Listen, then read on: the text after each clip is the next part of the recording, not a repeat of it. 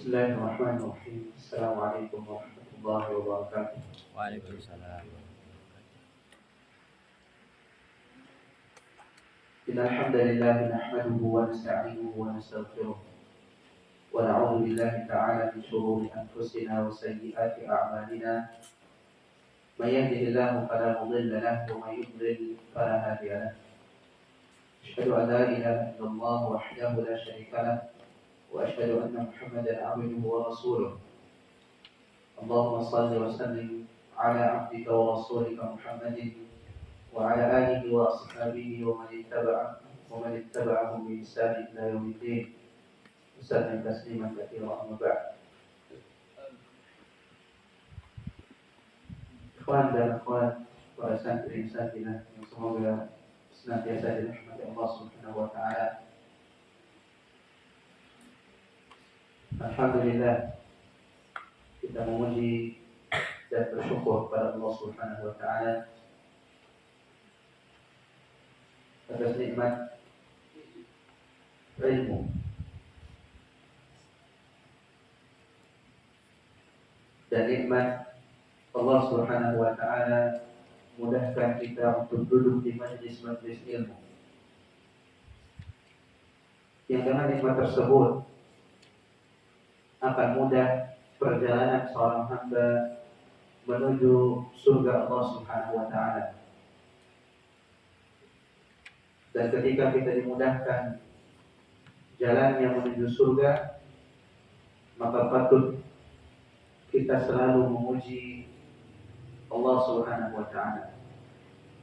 Ini nikmat yang luar biasa besar. Wa qad hurima man hurim.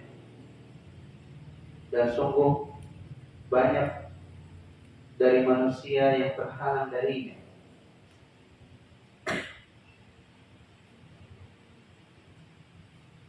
Dan kita tahu ini nikmat yang besar karena sedikit yang merasakannya. Kalau seandainya nikmat ini sama Allah berikan kepada setiap hambanya, tentunya tidak akan terasa istimewa daripada yang lain. Tapi dengan takdir Allah Subhanahu wa taala, Allah menghendaki orang-orang yang patuh mau bersimpuh di hadapan Allah Subhanahu wa taala itu sedikit, dan yang berpaling dari Allah Subhanahu wa taala dan jalannya itu banyak. Fadillah alhamdu wal minna. Kita memuji Allah Subhanahu wa taala atas pemberian ini, nikmat yang luar biasa. Dan salawat dan salam semoga terus tercurahkan kepada Nabiul Rahmah, kepada Nabi kita Muhammad sallallahu alaihi wasallam, hamba yang Allah Subhanahu wa taala utus membawa risalah ini, membawa ilmu ini. Ikhwan dan akhwat rahimani wa rahimakumullah. Kita lanjutkan pelajaran kita hadis yang mulia, hadis Abi Kausyah Al-Mari radhiyallahu taala anhu. Kita masuk kepada potongan yang kedua dari hadis ini tentang dunia diperuntukkan untuk 4 kelompok dari manusia. Yang pertama, hamba Allah Subhanahu wa taala berikan rezeki kepadanya berupa harta dan ilmu. Dan hamba tersebut bertakwa pada harta yang Allah Subhanahu wa taala berikan kepada Allah Subhanahu wa taala. Hamba tersebut bertakwa kepada Rabb-Nya pada harta tersebut. Dan ia menyambung tali rahimnya dengan harta tersebut. Dan dia mengerjakan hak Allah Subhanahu wa taala pada harta tersebut. Dan kita sebutkan fahadza bi afdhalil manazil. Ini adalah derajat yang paling utama. Ikhwan dan akhwat yang semoga dirahmati Allah Subhanahu wa taala. Banyak pelajaran tarbiyah dan manhaj yang bisa kita petik dari poin ini. Yang pertama di antara tarbiyah, bagaimana seorang bermuamalah dengan dirinya sesuai dengan ketentuan yang Allah Subhanahu wa taala tetapkan dan Rasulnya tetapkan. Bahwasanya keberkahan harta walaupun hanya sedikit itu tidak diperoleh, tidak ada kecuali apabila seseorang menginfakkan harta tersebut dengan memenuhi dua syarat. Keberkahan harta seseorang tidak akan terhasilkan, tidak akan bisa dinikmati kecuali ketika seorang hamba menginfakkan harta tersebut dengan memenuhi dua syarat. Yang pertama, al-ilmu. Syarat yang pertama, ilmu. Dan syarat yang kedua, at-taqwa, ketakwaan. Kedua syarat ini penting untuk kita perhatikan. Dan ini poin besar, pelajaran besar yang diajarkan oleh Syekh Muhammad Ibn Abdul Wahhab rahimahullah ta'ala di dalam Thalathatul Usul terkait al-ilmu qabla al-qawli wal amal. Ilmu itu sebelum berbicara dan berbuat. Hal yang di sana bernilai ibadah dari pembicaraan kita, dari ucapan kita, zikir, membaca Al-Quran, an-nusr, menasihati, at-tawasul bil haq, mewasiatkan dengan kebenaran, mewasiatkan untuk bersabar dan seterusnya. Yang semuanya bernilai ibadah tidak akan sah diterima oleh Allah Subhanahu wa taala tanpa ilmu sebelumnya. Begitu juga amal-amal yang zahir.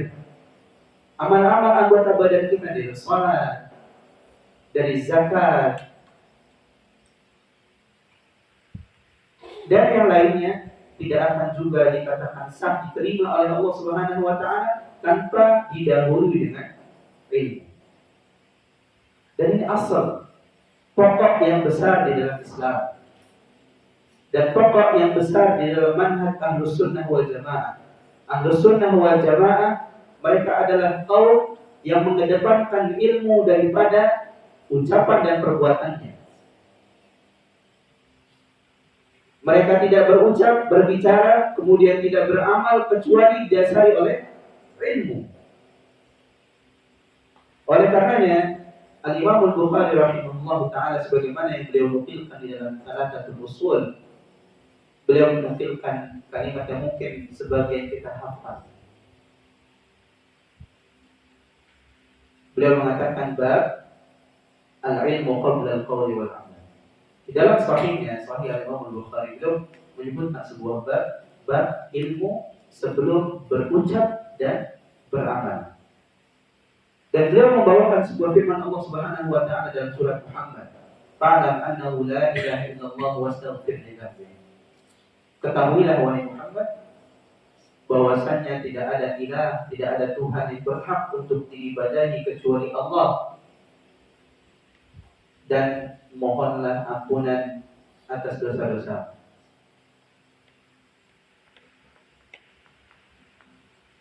Ikhwan dan akhwat yang semoga dirahmati Allah Subhanahu wa taala. Allah Subhanahu wa taala memulai di dalam ayat ini dengan ilmu. Sebelum berbicara dan beramal, sebagaimana yang dikatakan oleh Imam Bukhari rahimahullah.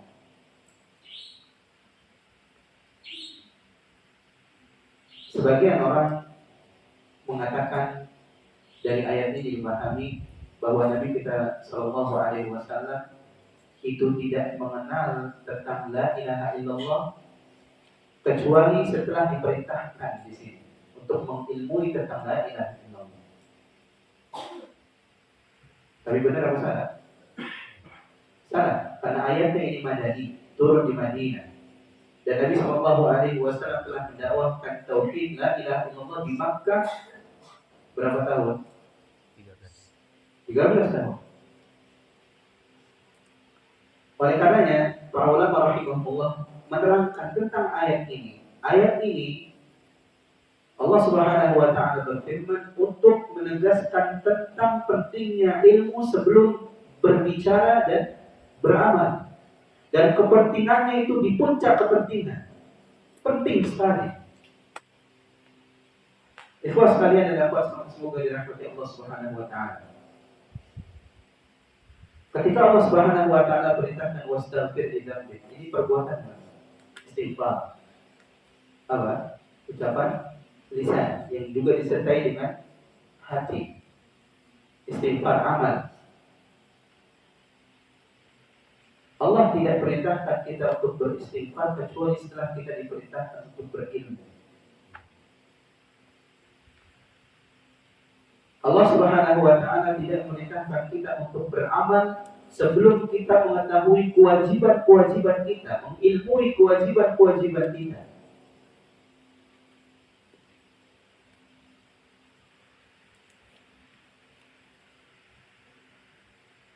Maka seorang ketika ingin beramal, hendaknya ia mengilmui apa yang bisa memperbaiki akidahnya.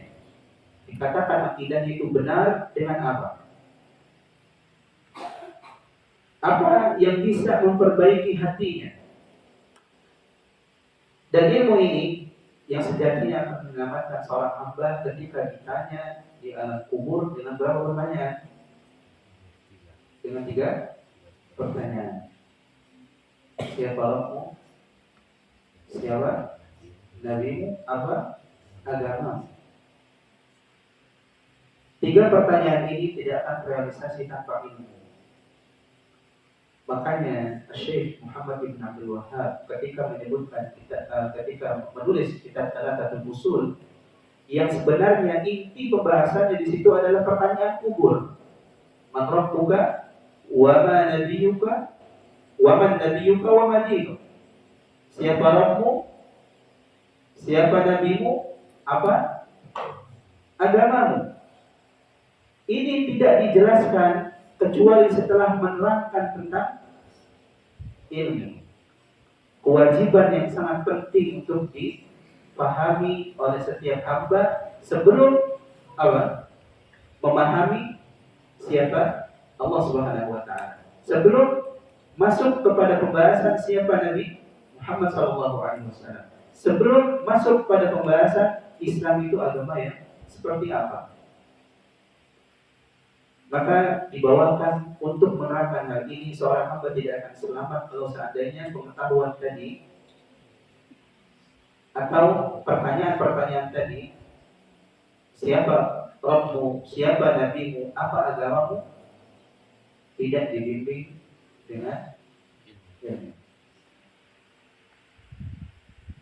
Ikhwan dan akhwat semoga dirahmati Allah Subhanahu wa taala. Ilmu selalu didahulukan daripada amal. Dan amal mengikuti ilmu.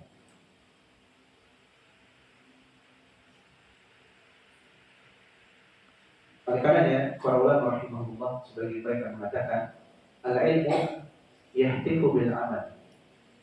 Fa in ajaba hal wa illa tahan. Ilmu itu memanggil amal sejati. Jika dipenuhi, maka ilmu tersebut akan tetap kokoh pada diri. Tapi jika sebaliknya ilmu tersebut akan pergi. Begitulah ilmu. Ilmu selalu lebih didahulukan daripada amal. Dan bahkan dikatakan al-ilmu bila amali kasyajari bila sama. Ilmu tanpa amal seperti pohon tanpa buah. Ikhwan dan akhwat semoga dirahmati Allah Subhanahu wa taala. Hamba tadi yang kita sebutkan, dia memiliki ilmu, memiliki harta. Dia gunakan hartanya sebagaimana mestinya.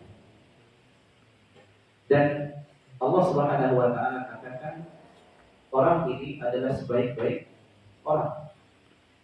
Nabi SAW katakan orang ini adalah sebaik-baik orang derajat yang paling tinggi, dia punya ilmu, punya harta, menginfakkan hartanya di jalan Allah Subhanahu wa taala.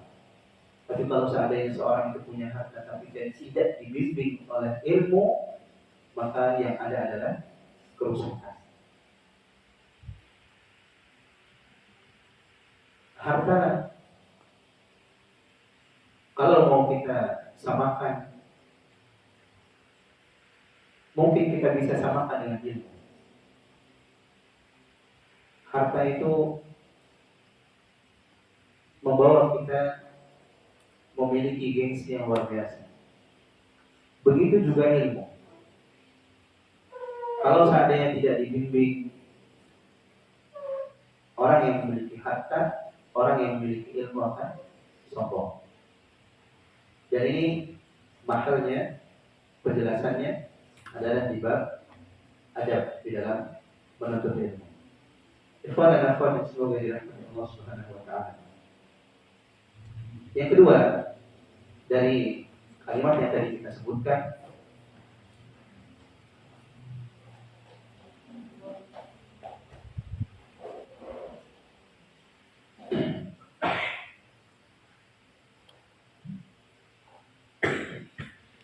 bahwasanya orang yang mengurus harta manusia yang dia diwakili untuk apa? Mengurus sedekah, infak yang harus disalurkan. Yang pemilik harta tersebut menginginkan dari hartanya untuk diberikan di tempat-tempat yang baik. Orang yang seperti ini hendaknya bertakwa kepada Allah Subhanahu wa taala. Dengan bahasa lain, orang yang mungkin sering mengumpulkan donasi, orang lain mengamanahi hartanya untuk dibelanjakan di jalan Allah Subhanahu wa taala, hendaknya bertakwa kepada Allah Subhanahu wa taala. Hendaknya dia meletakkan harta tersebut sebagaimana mestinya, sesuai dengan ketentuan ilmu syar'i yang dia miliki. Dan jika seandainya orang tersebut amanah, maka dia mendapatkan pahala dan orang yang memberikan harta tersebut pun mendapatkan pahala. Tapi jika sebaliknya, kalau seandainya orang tersebut tidak amanah, maka orang yang memiliki harta, yang menitipkan hartanya tadi tetap mendapatkan pahalanya sempurna. Karena Allah Subhanahu wa taala mengatakan, "Wa ma 'alal muslimina min sabil." Tidak ada alasan untuk menjatuhkan, menjelekkan, menyalahkan orang yang telah berbuat baik. Dia sudah berbuat baik, dia sudah berniat dan menyalurkan hartanya. Hanya saja orang yang mengurus harta tersebut tidak amanah. Dosanya dia yang nanggung dan pahalanya didapatkan oleh orang yang berinfak. Di dalam penggalan hadis ini juga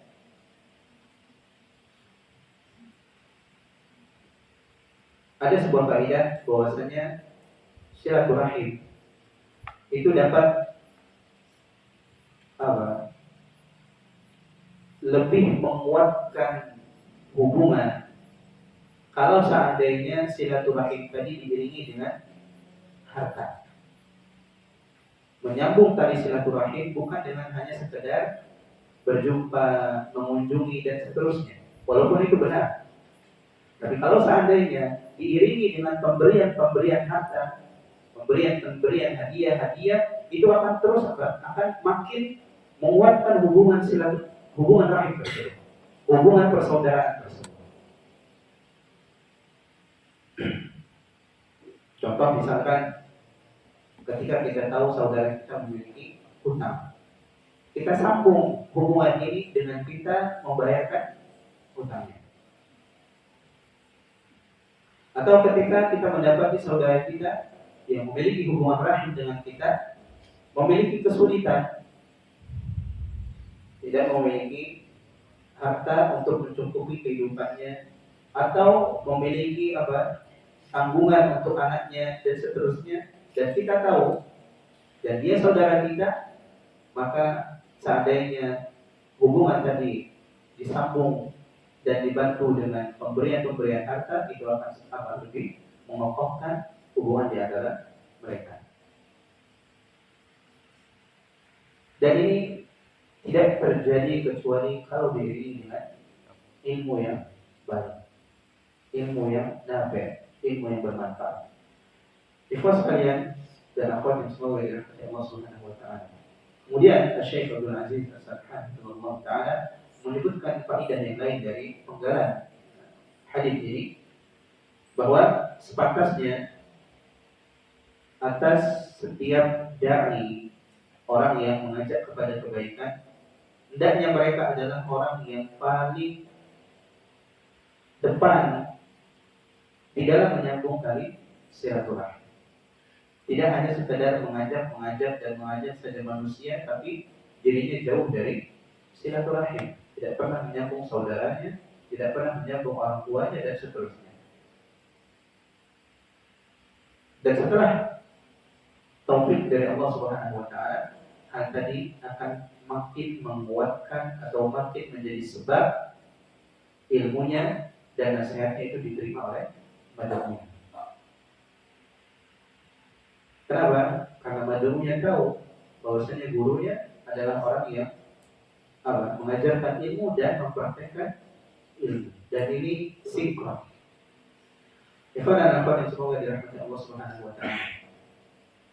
Kemudian Nabi Shallallahu alaihi wasallam mengatakan tentang orang yang kedua, hamba yang Allah Subhanahu wa taala berikan rezeki kepadanya berupa ilmu, tapi Allah Subhanahu wa taala tidak berikan kepadanya harta. Akan tetapi orang ini shadiqun niyah, jujur niatnya. Dia mengatakan, "Lau anna li malan la 'amiltu bi 'amali fulan." Kalau seandainya aku memiliki harta, aku akan beramal seperti amalan si fulan. Berinfak, pergi haji, membangun masjid, dan seterusnya. Fahuwa bi niyyati, maka dia mendapatkan ganjaran atas niatnya, ganjaran yang baik. Fa'ajruhuma sawa, bahkan pahala kedua orang ini sama. Orang yang hanya berangan-angan dengan orang yang melakukan ibadah besar dengan hartanya sama pahalanya. Dan ini keutamaan dari shadiqun niyah, orang yang jujur niatnya. Beliau mengatakan, Syekh Abdul Aziz As-Sarhan radhiyallahu taala, di sini ada keutamaan ilmu atas pemiliknya. Orang yang berilmu itu cerdas, bisa memanfaatkan banyak ruang untuk beribadah kepada Allah Subhanahu wa taala. Berbeda dengan orang yang tidak berilmu. Dia mau beribadah seperti apa? Dia tidak tahu jalannya. Bagaimana dia dapat memperoleh pahala yang besar sedangkan dia tidak tahu caranya. Tapi orang yang berilmu beda. Dia akan kerahkan semua jalan yang ada untuk mendapatkan keridhaan Allah Subhanahu wa taala. Orang tadi memiliki ilmu tapi tidak memiliki harta, tapi dia bisa memperoleh pahala orang yang memiliki harta dengan kejujuran niatnya. Subhanallah. Oleh karenanya beliau mengatakan di sini besar sekali urusan masalah kejujuran di dalam berangan-angan akan perbuatan yang baik. Besar masalah kejujuran pada saat seseorang itu berangan-angan melakukan perbuatan yang baik. Ikhwan yang dirahmati Allah Subhanahu wa taala dan akhwat yang semoga dirahmati Allah Subhanahu wa taala.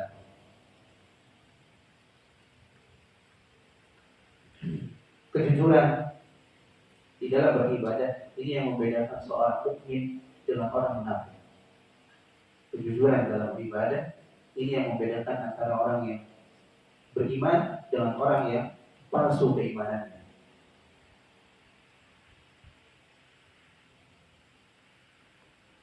Dan seorang muslim dikatakan jujur kepada Allah Subhanahu wa taala sebagai Rabb-nya apabila merealisasikan kejujuran tadi di tiga sisi kehidupan. Yang pertama, di dalam keimanan dan keyakinan yang baik. Di dalam keimanan dan keyakinan yang baik. Yang kedua, di dalam ketaatan-ketaatannya. Dan yang ketiga, di dalam akhlak-akhlaknya, budi pekertinya. Iman itu bukan dengan berangan-angan. Dan orang yang jujur adalah orang yang merealisasikan sesuatu sesuai dengan apa yang Allah Subhanahu wa taala inginkan.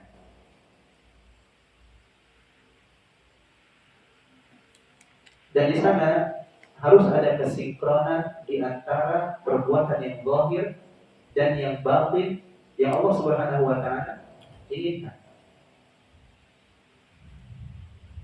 Ketika seseorang ibadahnya sebagai contoh sesuai dengan sunnah Nabi Shallallahu Alaihi Wasallam, sudah melakukan perintah Allah belum? Ibadahnya sesuai dengan tuntunan Nabi Shallallahu Alaihi Wasallam, sudah melakukan perintah Allah belum? Sudah. Kemudian hatinya dilihat ikhlas di dalam ibadahnya, sudah melakukan perintah Allah belum? Sudah. Kalau dua hal ini ada, maka dikatakan hamba tadi telah jujur di dalam beribadah pada Allah Subhanahu wa taala. Karena Allah perintahkan kita untuk beribadah itu tidak hanya dari bentuk yang zahirnya saja, tapi zahir dan batin. Zahirnya sesuai dengan sunnah dan batinnya ikhlas karena Allah Subhanahu wa taala. Fa huwa shadiqun ma'allahi ta'ala. Orang tadi adalah orang yang jujur bersama Allah Subhanahu wa taala. Sebaliknya, ketika seorang dia nampaknya amalannya baik, tapi hatinya jauh daripada keikhlasan, orang ini bukan orang yang jujur ketika beribadah kepada Allah Subhanahu wa taala. Dan masing-masing mendapatkan apa yang dia amalkan. Ikhwan dan akhwat yang semoga dirahmati Allah Subhanahu wa taala.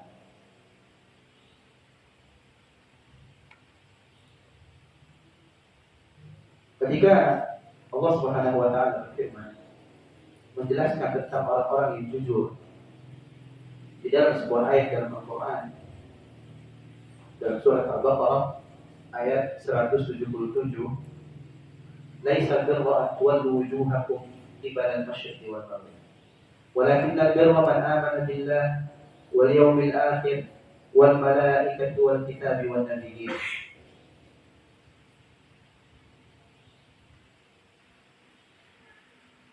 Tidak dikatakan kebaikan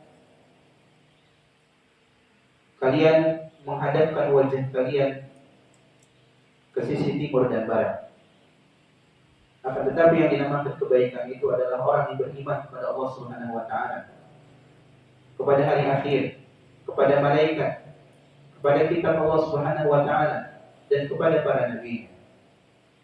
Dan ia memberikan wa atal mala ala hubbihi dzawil qurba wal yatama wal masakin wa ibn as-sabil was sa'ilin wa fil riqab wa aqama as-salah wa ata az-zakah wal mufuna bi 'ahdihim idza 'ahadu was sabirin fil ba'sa'i wad dharra'i wa hina al-ba's.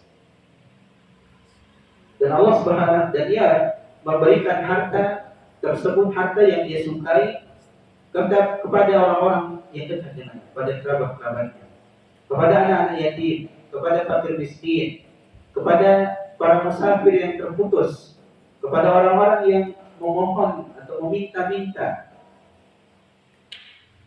Dan terus banyak ibadah-ibadah yang Allah Subhanahu wa taala sebutkan. Di akhir ayat Allah Subhanahu wa taala katakan, "Ulaika alladziina shadaqu wa ulaika humul muttaqun." Mereka itulah orang-orang yang jujur dan mereka itulah orang-orang yang bertakwa. Ikhwan dan akhwat yang dirahmati Allah, Al-Imam Ibnu Katsir rahimahullah taala mengatakan, ayat ini mengumpulkan banyak hal yang sangat-sangat penting Di antaranya kaidah yang umum dan akidah yang lurus.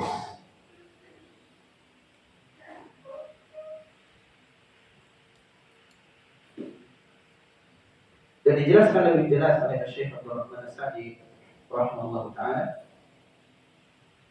ketika berbicara tentang ulaika alladziina shadaqu, mereka itulah orang-orang yang jujur. Wa ulaika humul muttaqun, beliau mengatakan mereka itulah orang-orang yang bersifat dengan apa yang disebutkan oleh Allah Subhanahu wa taala dari akidah-akidah yang bagus. Mereka itulah orang-orang yang bersifat dengan amal-amal yang saleh, yang itu merupakan atharul iman. Amal-amal saleh itu apa? Dampak daripada keimanan, buah daripada keimanan. Amal saleh itu adalah bukti daripada keimanan dan cahaya daripada keimanan. Dan mereka orang-orang yang dikatakan jujur tadi kepada Allah Subhanahu wa taala adalah orang-orang yang bersifat dengan akhlak yang indah.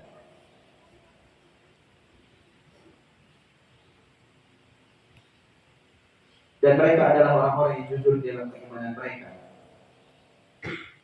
Mengapa? Li'anna a'malahum saddaqat imanahum. Karena amalan mereka membenarkan keimanan mereka. Mereka beriman, kemudian disertai dengan amal.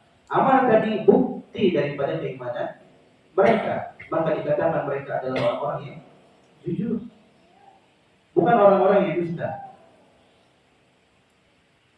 Wa ulaika humul muttaqun, dan mereka itu orang-orang yang bertakwa. Mengapa demikian? Karena mereka menjauhkan diri mereka dari hal yang diharapkan Allah Subhanahu wa taala dan melakukan perintah Allah Subhanahu wa taala.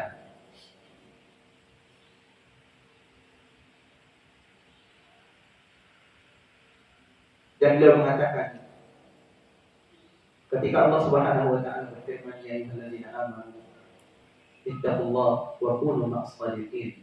Wahai orang-orang yang beriman, bertakwalah kepada Allah Subhanahu wa taala dan jadilah kalian bersama orang-orang yang jujur.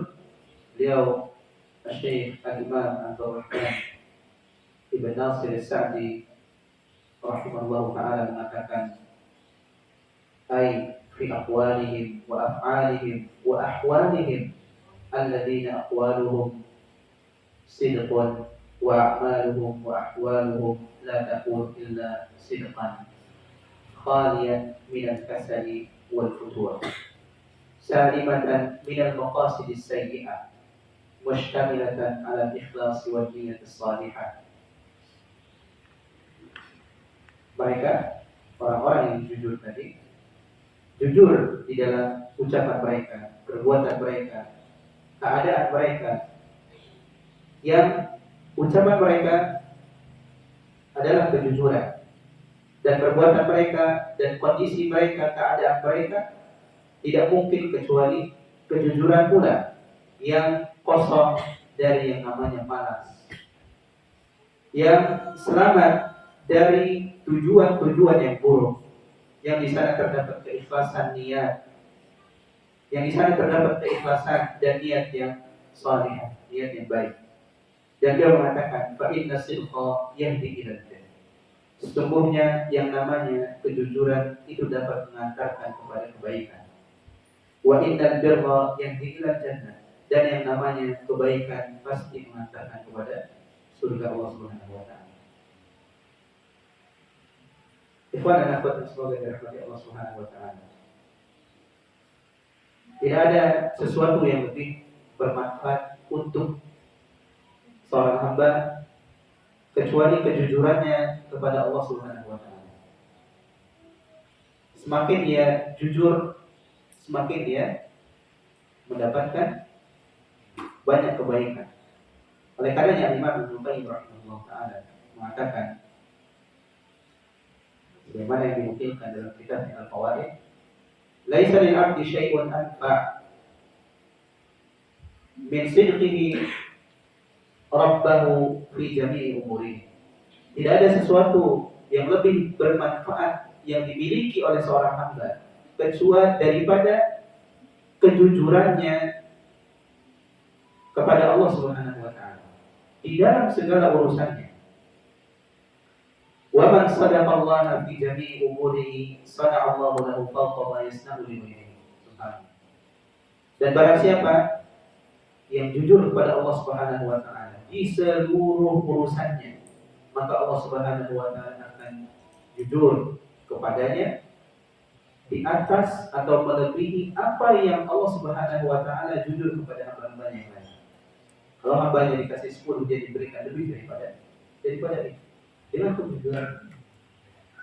Ikhwan, dalam urusan dunia kita tahu orang yang jujur itu orang yang mendapatkan banyak hal. Orang yang disukai itu dalam urusan dunia. Lalu bagaimana kalau seandainya kejujuran tadi diberikan kepada Allah Subhanahu wa taala? Apa yang kiranya Allah Subhanahu wa taala akan berikan kepada hamba tersebut?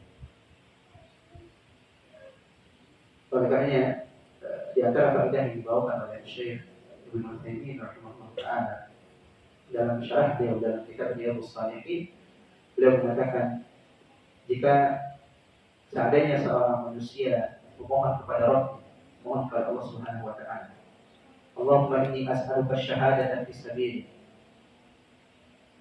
Ya Allah, aku memohon dijadikan syahid di jalan.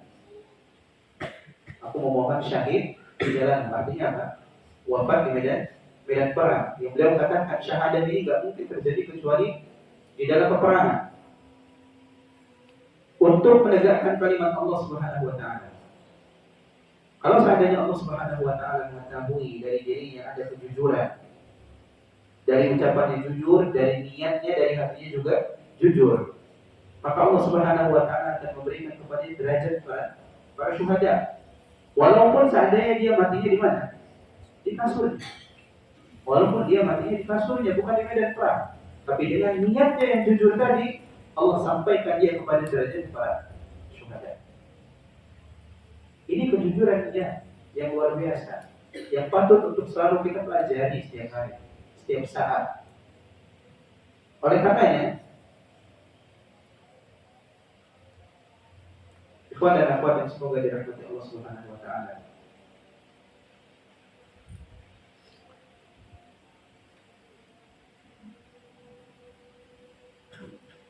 ada pelajaran yang besar di dalam kisah 3 orang hamba yang singgah di gua, kemudian tertutup gua tersebut oleh batu. Dan kita ketahui semuanya bertawassul kepada Allah Subhanahu wa taala dengan amalan-amalan mereka yang salihah, amalan-amalan terbaik mereka. Dan disitulah kejujuran mereka semua. Sampai akhirnya Allah Subhanahu wa taala menyelamatkan mereka. Ada sebuah kisah yang dengannya kita tutup pelajaran kita di malam hari ini. Seorang Arab Badui pernah datang kepada Nabi sallallahu alaihi wasallam.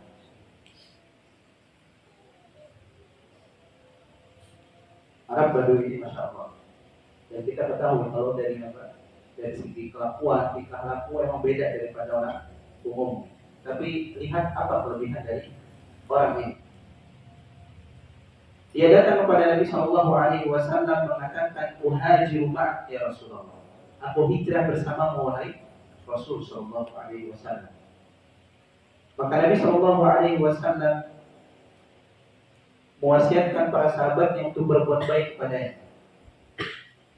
Ketika terjadi sebuah peperangan dan Nabi Shallallahu Alaihi Wasallam mendapatkan ghanimah, mendapatkan rampasan perang, kemudian mendapatkan tawanan budak, maka Nabi Shallallahu Alaihi Wasallam membagikan harta tadi dan tawanan-tawanan yang Nabi SAW dan para sahabat dapat. Dan Arab Badui tadi mendapatkan bagiannya. Mau nggak? Kalau kita dibagi mau nggak? Mau. Maka sebagian para sahabat Nabi Shallallahu Alaihi Wasallam membawa bagian orang tersebut untuk diberikan. Apa ini? Orang tadi mengatakan ini apa? Apa maksudnya? Maka para sahabat mengatakan ini pembagian atau bagian dirimu yang telah dibagi oleh Rasulullah Shallallahu Alaihi Wasallam. Orang tadi datang kepada Rasulullah Shallallahu Alaihi Wasallam, kemudian bertanya, mana ada apa? Maka Nabi Shallallahu Alaihi Wasallam mengatakan, ini sesuatu yang sudah aku bagikan itu. Lalu orang tadi apa? Bukan, masya Allah, senang gitu. Ma'ala hadza tabaqtu. Bukan untuk hal ini aku mengikutimu ya Rasulullah. Walakin ittaba'tuka ala an urma ila hahuna wa asyara ila halqihi bisahmin fa'amuta fa'adkhulana. Akan tetapi aku mengikutimu itu untuk apa? Untuk aku nanti berperang, kemudian tertusuk di sini dengan saham, dengan panah. Maka aku wafat di sana di jalan Allah Subhanahu wa taala. Maka aku kemudian masuk surga. Dia sampai bilang seperti itu. Kira-kira terkabul. Kalau dari orang yang dusta tidak akan terkabul seperti itu. Tapi ini orang yang jujur keimanannya. Dia berbicara seperti itu, emang benar-benar mengharapkannya. Maka yang terjadi apa? Selang berapa lama terjadi peperangan lagi, dan dikabarkan orang tersebut wafat. Dibawa orang tersebut kepada Rasulullah SAW, dan terlihat panahnya ada di tempat yang dia tuju di leher. Ini kejujuran ikhwan dan akhwat, semoga dirahmati Allah Subhanahu wa taala. Dan bisa kita praktekkan di setiap kehidupan kita. Maka Nabi Shallallahu Alaihi Wasallam bersaksi, berkata dengan banyak kesaksian untuk orang ini, bahwasanya orang ini adalah orang yang syahid, jujur berada di jalan Allah Subhanahu wa taala. Dia terbunuh sebagai seorang yang syahid dan aku saksi atas hal itu, kata Nabi Shallallahu Alaihi Wasallam. Ini dalam kejujuran di dalam kita, di dalam perang, dan berlaku juga kejujuran kita di dalam ibadah kita, di dalam thalabul ilmi kita, dalam menuntut ilmu, di dalam belajar dan seterusnya. Kalau seandainya seorang hamba itu jujur, Allah Subhanahu wa taala akan perlihatkan semua kudratnya, semua kemampuan untuk hamba tersebut yang tak pernah dia pikirkan sebelumnya. Ada yang berpikir di sini sudah tua hafal Al-Quran? Ada. Bayangan kita kan kalau udah tua udah nggak mungkin nanti hafal Al-Quran. Ada para santri misalkan, ada yang berpikir di antara kalian, saya bakal hafal Al-Quran setelah 3 tahun. Ada? Belum kepikir. Kalau seandainya seorang hamba menempuh jalan tadi, kejujuran tadi, dia akan dapat kudrah Allah Subhanahu wa taala melebihi segalanya. Pantas Nabi Shallallahu Alaihi Wasallam katakan, sebagaimana yang tadi kita sebutkan, Allah Subhanahu wa taala akan memberikan kepadanya apa yang tidak diberikan kepada hamba-hambanya yang lain, walaupun mereka sama-sama orang yang bertakwa. Tapi atas dasar kejujurannya, Allah berikan dia apa yang melebihi saudara-saudara. Wallahu ta'ala, ini yang bisa kita kaji pada malam hari ini. Insyaallah ta'ala kita akan sambung di semua pekan yang akan datang. Subhanallah wa bihamdihi, asyhadu an la ilaha illa anta, astaghfiruka wa atubu ilaik.